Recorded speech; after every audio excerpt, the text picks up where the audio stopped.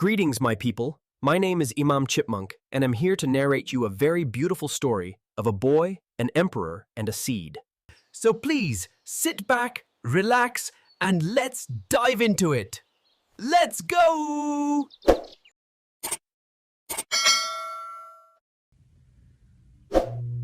Once upon a time, there was once an emperor who had no children, frustrated, and needed to choose a successor. He therefore ordered for all the children in his empire to come to his palace. Thousands of children from across the kingdom came to the palace and were surprised when the emperor exclaimed that he was going to choose one of them. He gave them all a seed.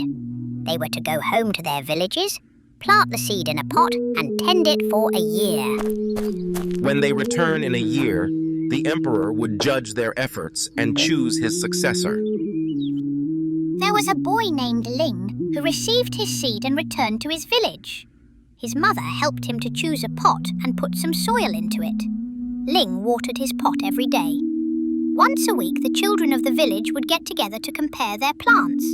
After a few weeks, there were signs of life in all but Ling's pot. The weeks passed, and Ling continued to water his pot every day. After a few months, the pots really came to life. Some had trees starting to grow. Some had flowers and some had leafy shrubs.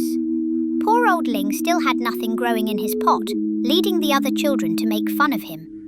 Ling continued to water his pot every day.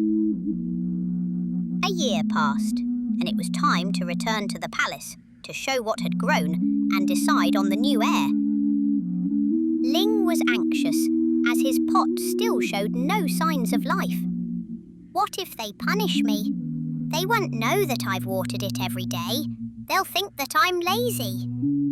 His mother looked him in the eye and explained that whatever the consequences were, he had to return and show the emperor his barren pot. Ling and the other children entered the palace gates. By now, some of the plants were looking magnificent, and the children were wondering which one the emperor would choose. Ling was embarrassed as other children looked at his lifeless pot and scoffed. The emperor came out and started to make his way through the crowd, looking at the many impressive trees, shrubs, and flowers that were on display. The boys all puffed their chests out and tried to look as regal as possible, hoping that they would be chosen as the heir to the empire. Then the emperor came to Ling. He looked at the pot, then he looked at Ling. "What happened here?" he asked. "I watered the pot every day, but nothing ever grew." Ling muttered nervously, then he moved on. A few hours, the emperor finally finished his assessment, looking at wonderful grown plants. He stood in front of the children and congratulated them on their efforts. Clearly, some of you desperately want to be emperor and would do anything to make that happen. But there is one boy that I would like to point out, as he has come to me with nothing.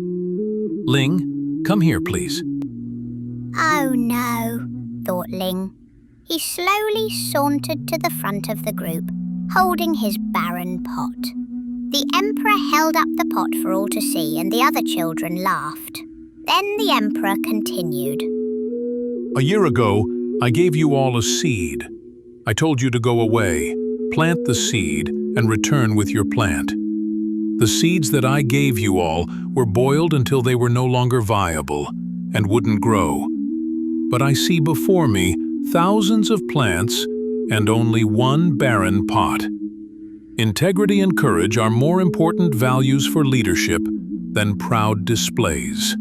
So Ling here will be my heir. Fellows, that has been our story today. Please try to learn a thing and pick a leaf until we meet again with another interesting story. Goodbye.